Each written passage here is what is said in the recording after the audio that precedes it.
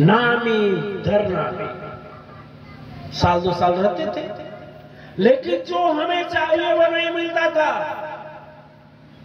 जो हमें चाहिए वो नहीं मिलता था।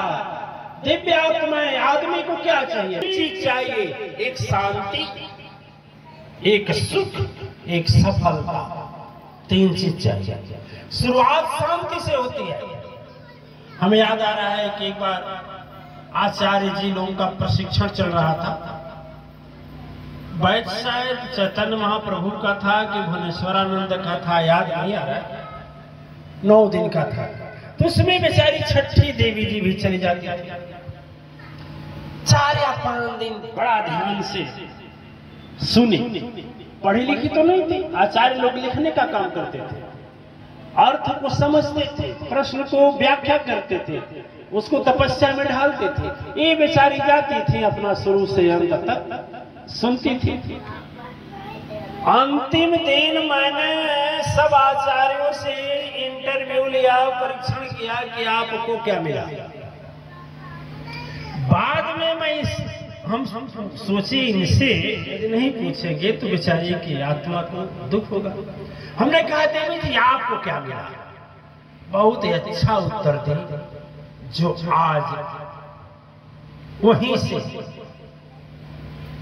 पूर्व जन्म के महातपस्वी बरेश्वरानंद जी महाराज की वाणी की शुरुआत करेंगे। देवी जी यही बोले कि गुरु जी बहुत शांति मिला। क्या मिला? अरे घर में इतना धन हो, 1 करोड़ के मकान में रहते हो, लड़का तेरा IAS IPS DM है, तू कंपनी का मालिक है, लेकिन यह बताइए यदि तन में और मन में अशांति है तो यह जितना मैं गिना दिया किसी काम के है? काम आने वाला है? नहीं है।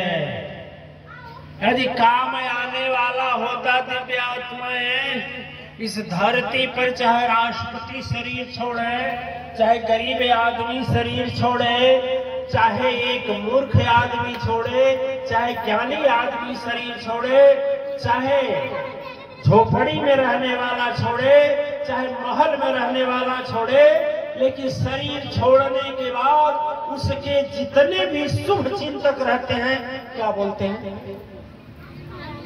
हे भगवान, इनके आत्मा को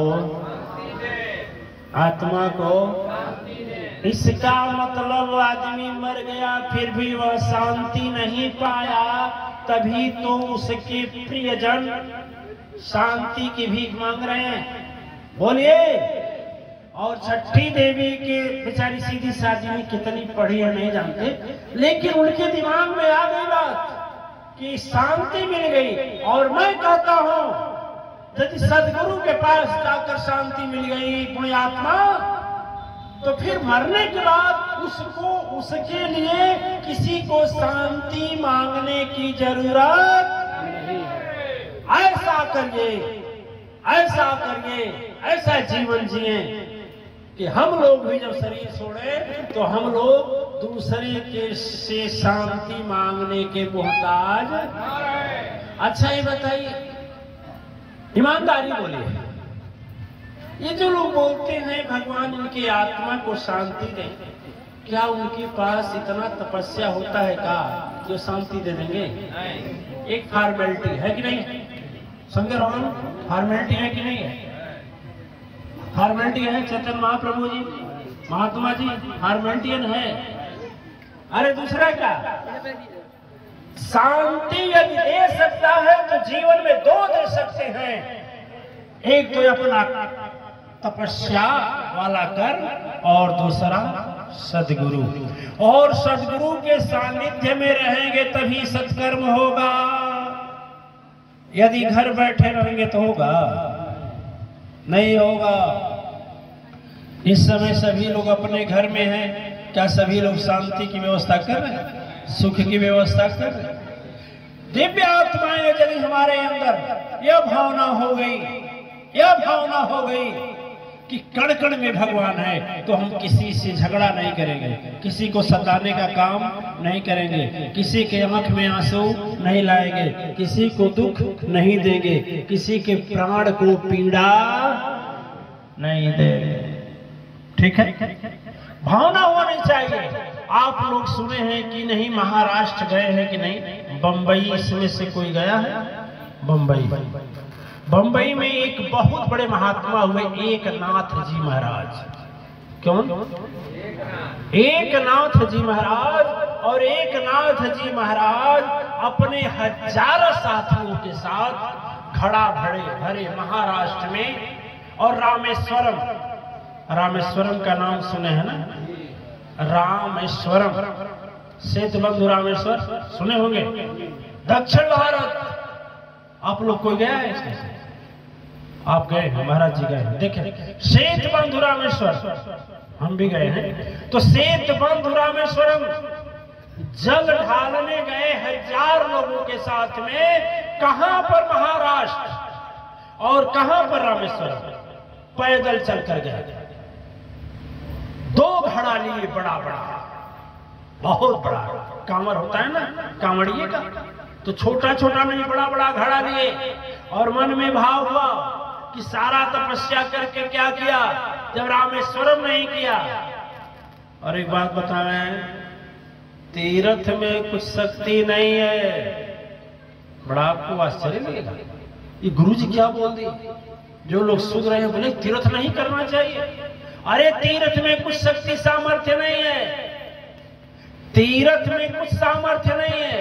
तीर्थ में जाकर जो आप जैसे लोग तपस्या किए हैं, इस कारण से वह सिद्ध है। सिद्ध इसलिए है कि आप जैसे लोग वहां जाकर के क्या किए हैं? तपस्या किए। यहाँ पर जो है ना, जब सिद्ध पीठ बन रहा है ना, यहाँ पर भी एक दिन देखिएगा मस्तक झुकाने वाले का लाइलाज, मस्तक झुकाने का लाइलाज। जो बीमारी है वह जाएगा, दुखिया का दुख जाएगा, अशांत मन शांत होगा, मनोकामना की पूर्ति होगी। उसमें कारण इस जगह का नहीं है, उसमें कारण आप लोगों के द्वारा जो आहुति देते हैं उसका परिणाम है। आप लोगों के द्वारा जो यहाँ सदगुरु के साथ सत्संग किए हैं उसका प्रभाव है। आप लोगों के द्वारा जहाँ भजन और भंडारा चलता है उसका प्रभाव है। इस कारण यह सिद्ध पीठ बने। रामेश्वरम जा रहे थे, 1000 साथी थे। रामेश्वरम पहुंचने में 5 किलोमीटर की दूरी थी। कितनी? 5 किलोमीटर की दूरी थी। ये भाई हमारे सभी लोग थोड़ा गड़बड़ हो रहे हैं। एक करिए, एक पंखा भाई कितना?